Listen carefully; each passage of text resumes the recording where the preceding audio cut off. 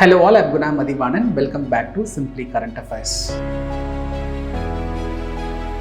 So in today's class, we will be discussing two more important current affairs hit list topics.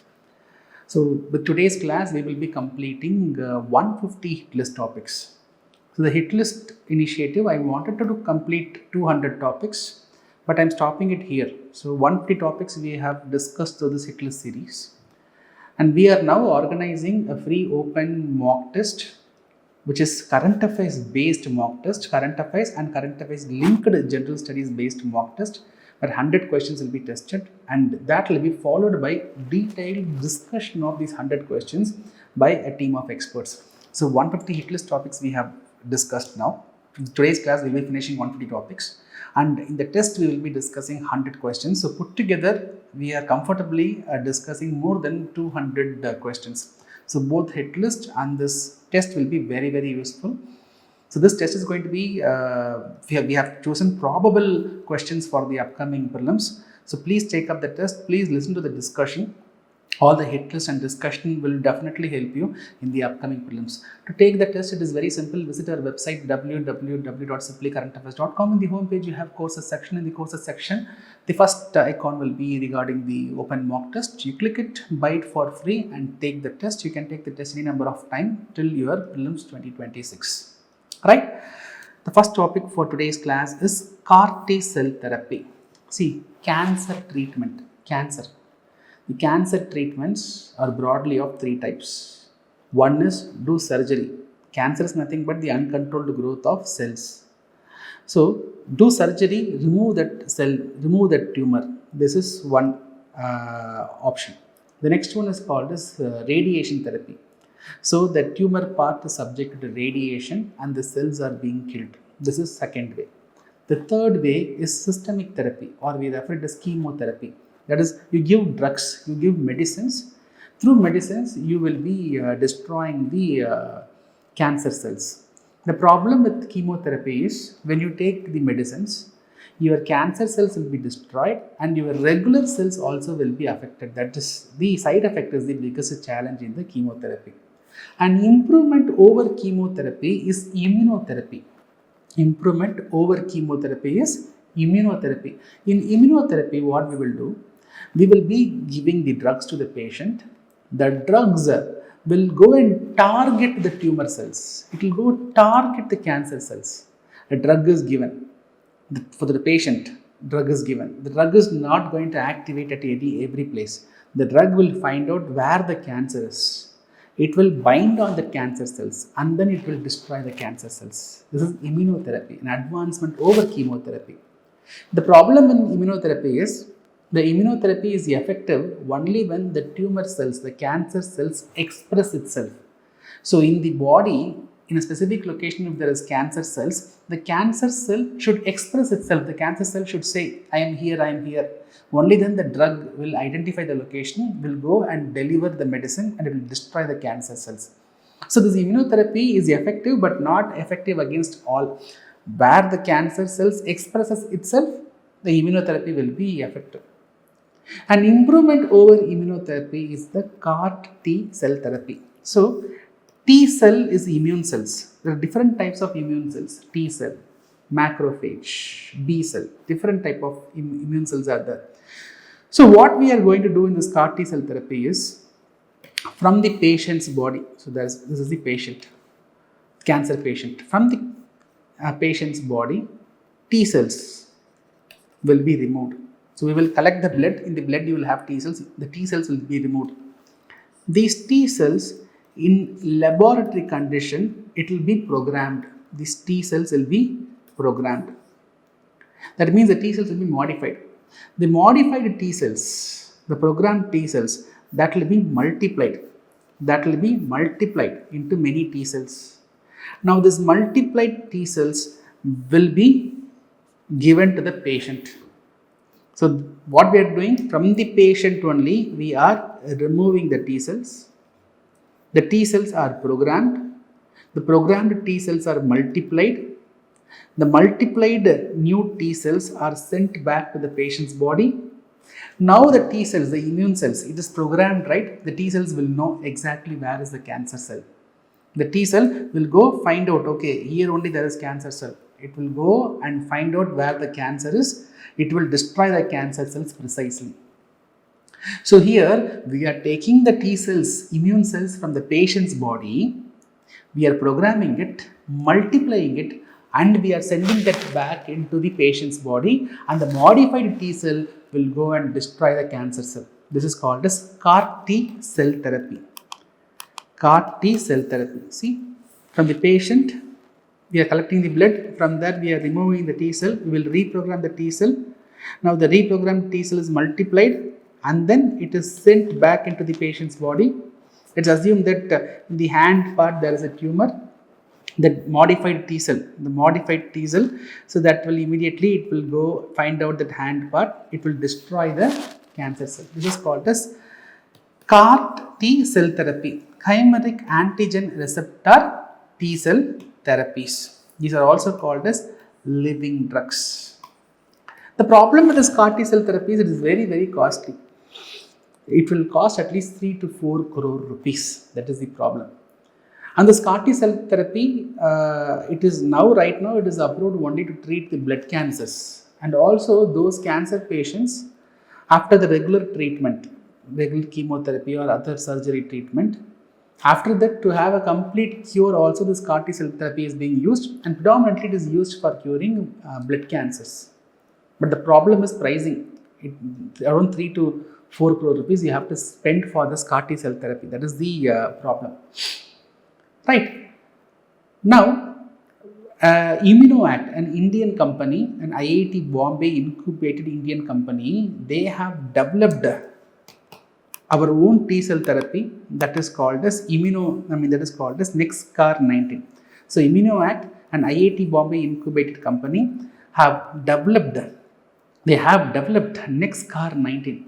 This NextCar19 is our own T cell therapy. As I said, the global T cell therapies cost is 3 to 4 crores, but our ImmunoAct, our own T cell therapy is now, it is costing only 30 to 40 lakh rupees per patient. Even the Central Drug Standard Control Organization, they gave approval for this NextCar19. Interesting, right? But why the topic was in news? So there's a problem faced. What is the problem? So all the T cells collected from the patient will be multiplied, as I said, right? So this multiplied T cells are grown in a specific 3D material. These multiplied T cells are grown in a specified 3D materials. So once after these are grown, once these T cells are grown, multiplied, these multiplied T cells, we are finding it difficult to remove it from the material. So imagine a 3D material. It looks like a fishing net. So over this only, that modified T cells are grown. These modified T cells are multiplied. This multiplied T cells has to be removed from this material, right? While removing, there is a problem. So IIT Bombay, they found a study, they found a way to remove it without any damage.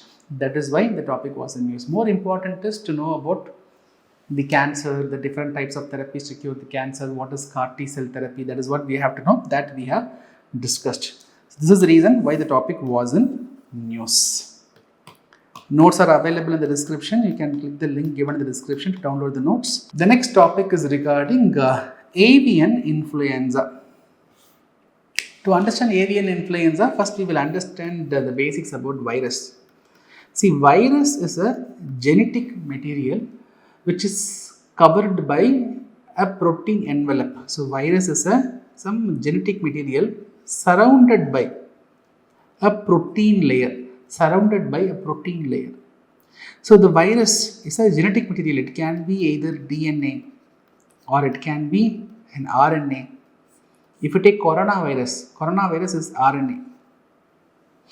So it is a genetic material surrounded by a protein layer. This virus, when it enters into a host, it will show life property.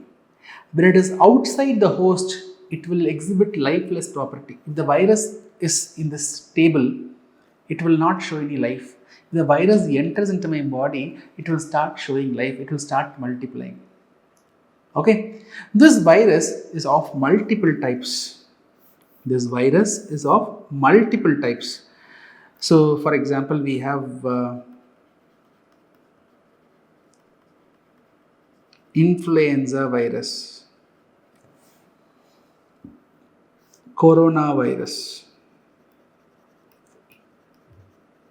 Like that we have different types.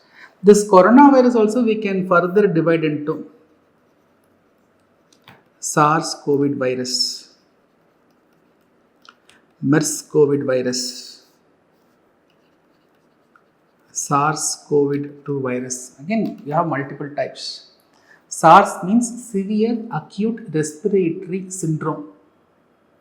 MERS means Middle East respiratory syndrome, coronavirus. SARS-CoV-2. So in 2019 we saw the SARS-CoV-2. This SARS-CoV, if I am not wrong, it came in 2002. This MERS-CoV, if I am not wrong, it came in 2012. We identified in 2012. SARS-CoV-2 outbreak we saw in 2019. So there are different types of coronavirus. Similarly, under the influenza virus also you have different types. You have different types. Type A, type B, it goes on, type C. The type A is more dangerous. Within this type A also we have different types of viruses based on the type of the protein layer.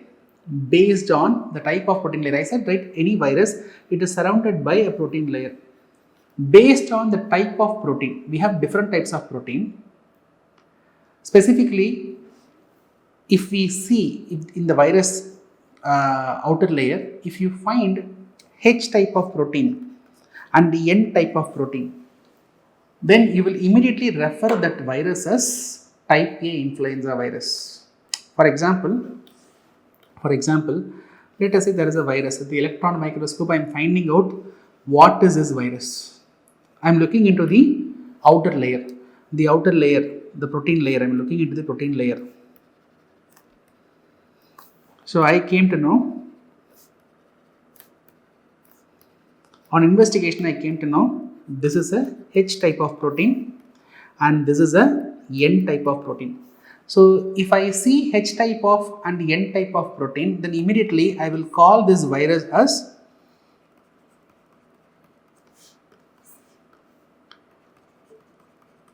type A influenza virus. This H is called as hemagglutinin. N is called as neuraminidase. This hemagglutinin, you have almost 18 different types of hemagglutinin. N, you have almost 11 different types of neuraminidase. You will find a combination. So let us assume that this is H1 type of protein. This is H1 type of protein, assume. And this N, that is N7 variety of protein, assume. These are N7 variety. Then you will call this as H1 N7 type A influenza virus.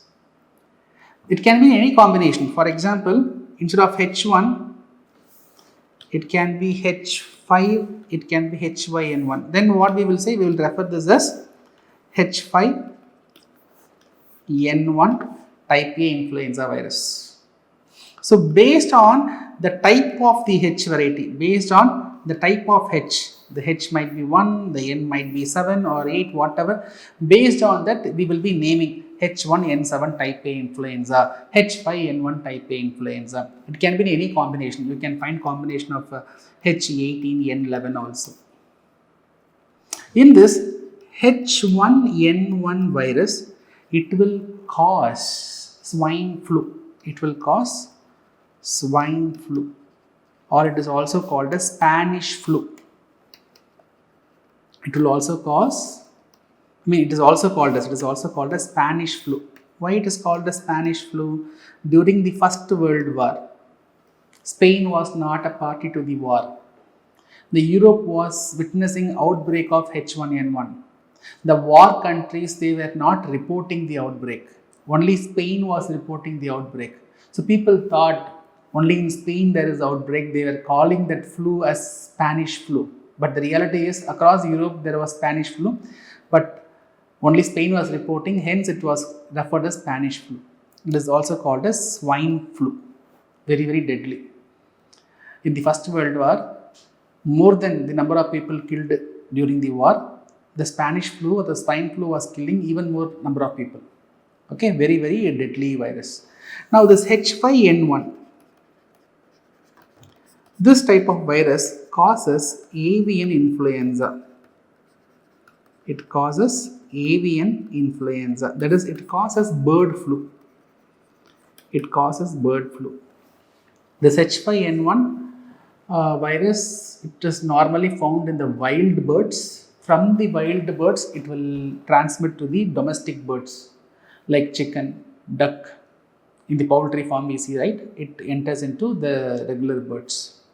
This H5N1, it will not infect humans directly, but however, when humans come in close contact with the contaminated birds, when we consume that contaminated birds, then there's a chance that when we come in close contact with the bodily fluids of the contaminated birds, then humans can also get this H5N1 infection. Okay, so only when you come in close contact, only when you come in direct contact with the contaminated fluids of the birds, you will be infected, or else it will not directly, it will not infect you. So when there is an bird flu outbreak, it is better to quarantine the birds, allow the birds to die, so that we can prevent the spread of these avian influenza. So H5N1 as well as H5N8 both can cause avian influenza. Recently, some time back, WHO was saying that this avian influenza is also infecting mammals. What is the problem here, sir? See, we are not so close with birds. So birds are infected. We are not so close with birds. So the transmission to the humans is relatively less. H5N1 transmission is relatively less. But however, we are in close contact with mammals.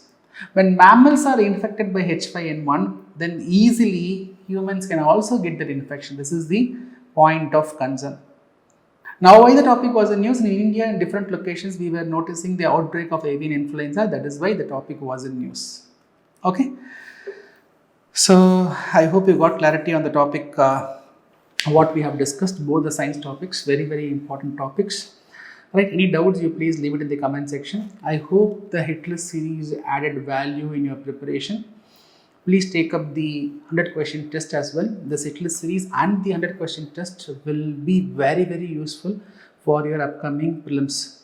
All the very best for your prelims examination. I will see you in another video. Till then, bye. Take care from Guna Mathivanan.